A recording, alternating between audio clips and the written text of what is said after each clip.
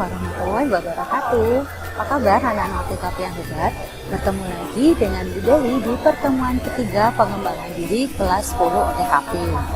Kali ini kita membahas materi baru lagi ya. Setelah 2 minggu yang lalu kita membahas mengenai potensi kecerdasan dasar manusia, dan minggu kemarin kita sudah latihan soal hipnosis. Kita akan memasuki bab baru, tapi ini masih ada keterkaitannya, yaitu keterkaitannya dengan IQ atau intelligent quotient, yaitu ini adalah multiple intelligence atau kecerdasan majemuk.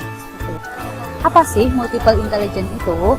Multiple intelligence adalah kecerdasan ganda yang dapat dimaknai sebagai kemampuan seseorang untuk menyelesaikan suatu masalah.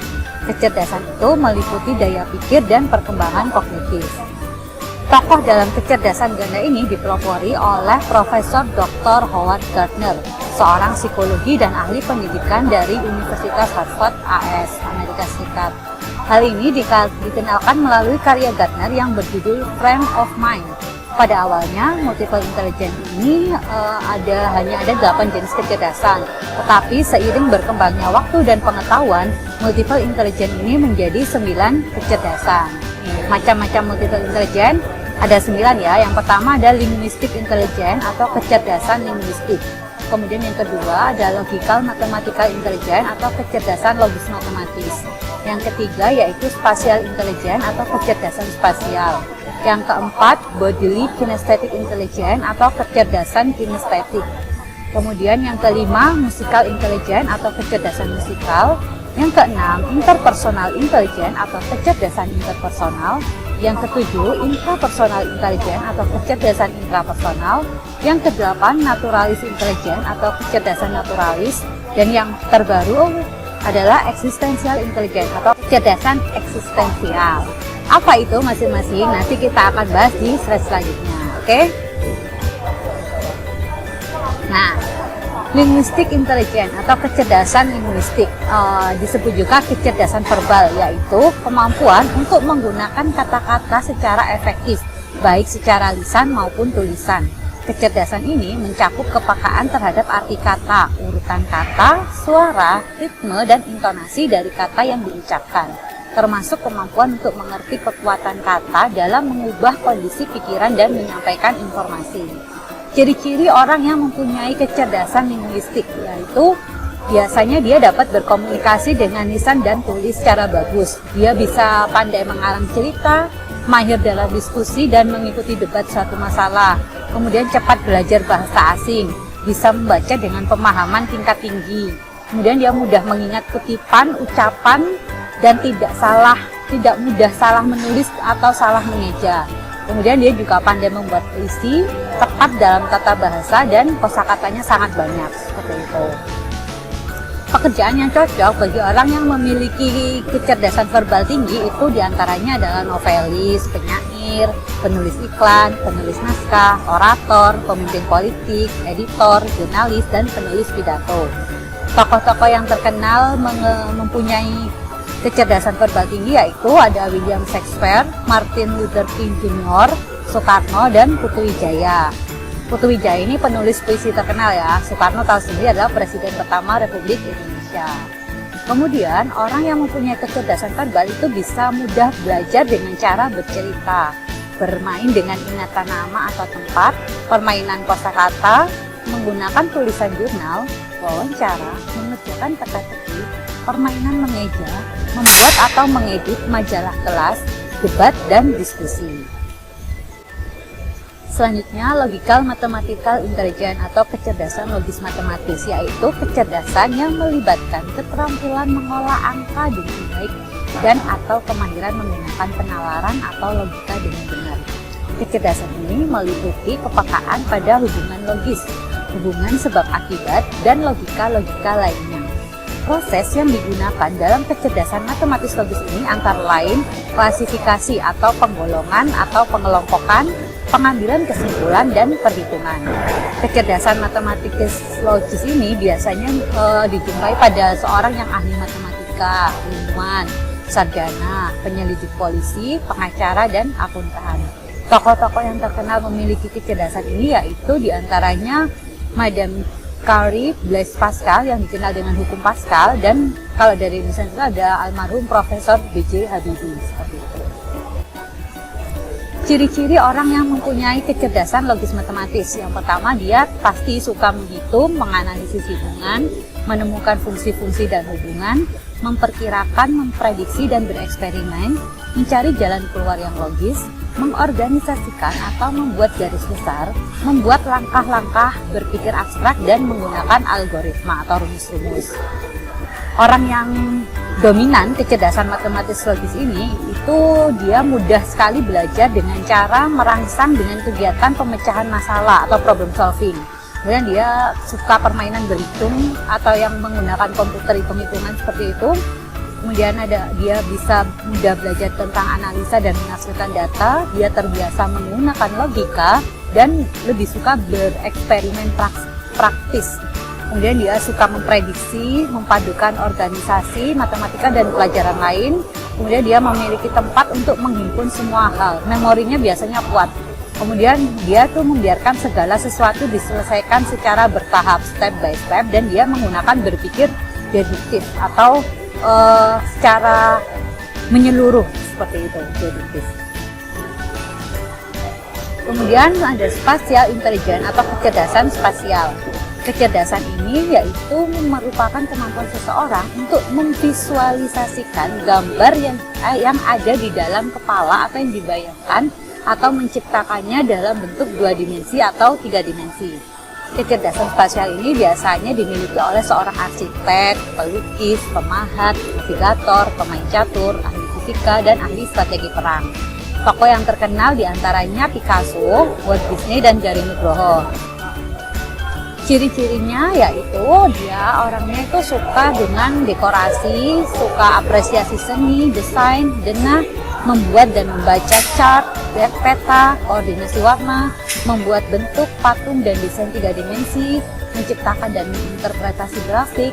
Dia suka desain interior, dapat membayangkan benda itu secara detail, hanya dengan dibayangkannya dia sudah bisa membayangkan benda itu ya. Kemudian pandai menavigasi arah, bisa melukis, membuat sketsa, berpikir dalam image atau bentuk, dan memindahkan bentuk dalam angan-angan. Cara mudah belajar orang yang memiliki kecerdasan spasial ini yaitu dengan menggunakan gambar, diagram, peta, warna, grafik komputer. Kemudian dia suka membuat coretan simbol, memadukan seni dengan mata pelajaran lain, dan menggunakan peta belajar atau peta konsep atau mind map, seperti itu. Dan dia suka melakukan visualisasi, kemudian nonton atau membuat video, menggunakan ekspresi wajah, pindah ruangan untuk mendapatkan perspektif yang berbeda, dan membuat pengelompokan. Yang keempat adalah kinesthetic intelligence, yaitu keahlian menggunakan seluruh tubuh untuk menyampaikan ide dan perasaan, dan keterampilan menggunakan tangan untuk menciptakan atau mengubah suatu bentuk. Kecerdasan ini meliputi kemampuan fisik yang khusus seperti koordinasi, keseimbangan, keterampilan, kekuatan, kelenturan, dan kecepatan, maupun kemampuan menerima rangsangan panca indera.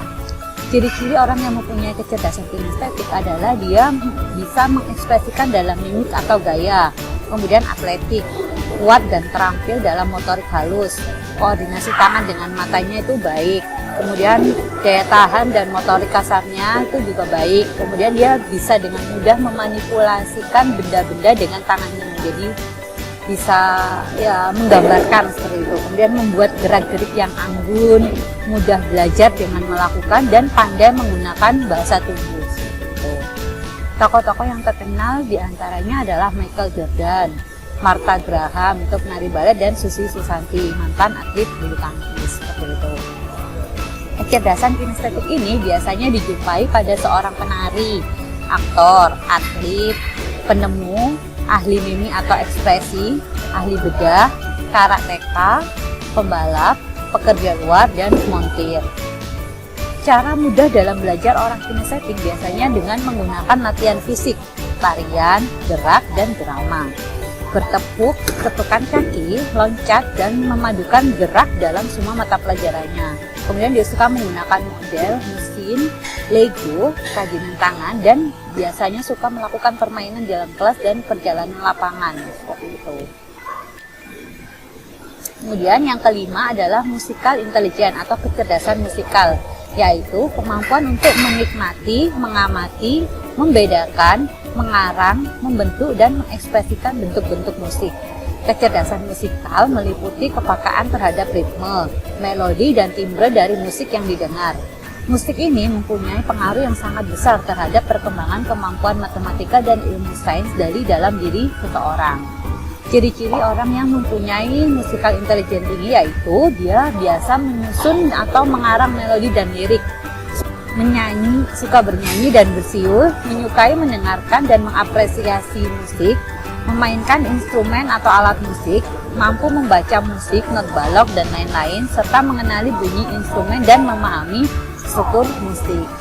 Cara mudah dalam belajarnya yaitu dia tentu dengan bermain alat musik, kemudian suka belajar lewat lagu, menggunakan konser aktif dan pasif diiringan dengan iringan musik, kemudian dia suka bergabung dengan kelompok paduan suara, dia suka menulis musik, kemudian bisa memadukan musik dengan bidang lain, dan dia bisa mengubah suasana hati dengan musik serta bisa mengarang musik di komputer, seperti itu. Kecerdasan musikal ini lazim dijumpai pada pemain drama, pengubah lagu, konduktor, penikmat musik, penata rekaman, pembuat instrumen musik, penyelaras piano, dan budayawan tradisional tanpa bahasa tulis ya. Tokoh-tokoh yang terkenal diantaranya Stevie Wonder, Melly Goeslaw yang dari Indonesia ini, ada Titiek Puspa dan Rhoma Irama, seperti itu. Yang keenam adalah interpersonal intelligence, yaitu kemampuan untuk mengamati dan mengerti maksud, motivasi, dan perasaan orang lain. Peka pada ekspresi wajah, suara, dan gerakan tubuh orang lain, dan ia mampu memberikan respon secara efektif dalam berkomunikasi. Orang yang mempunyai kecerdasan interpersonal itu biasanya juga mampu untuk masuk ke dalam diri orang lain, mengerti dunia orang lain, mengerti pandangan, sikap orang lain, dan umumnya dapat memimpin kelompok, seperti itu. Kecerdasan interpersonal ini lazimnya dijumpai pada seorang politisi, guru, pemimpin religius atau kiai, penasehat, psikolog, penjual, manajer, relasi publik, dan orang yang senang bergaul, seperti itu. Tokoh-tokoh yang terkenal antara lain Abraham Lincoln dan Mahatma Gandhi, seperti itu. Ciri-ciri orang yang mempunyai kecerdasan interpersonal itu biasanya dia suka mengasuh dan mendidik orang lain, kemudian suka berkomunikasi dan berinteraksi dengan orang lain, mudah berempati dan bersimpati. Dia bisa memimpin dan mengorganisasikan suatu kelompok. Dia mudah berteman, menyelesaikan dan menjadi mediator konflik. Kemudian dia sangat menghormati pendapat dan hak orang lain.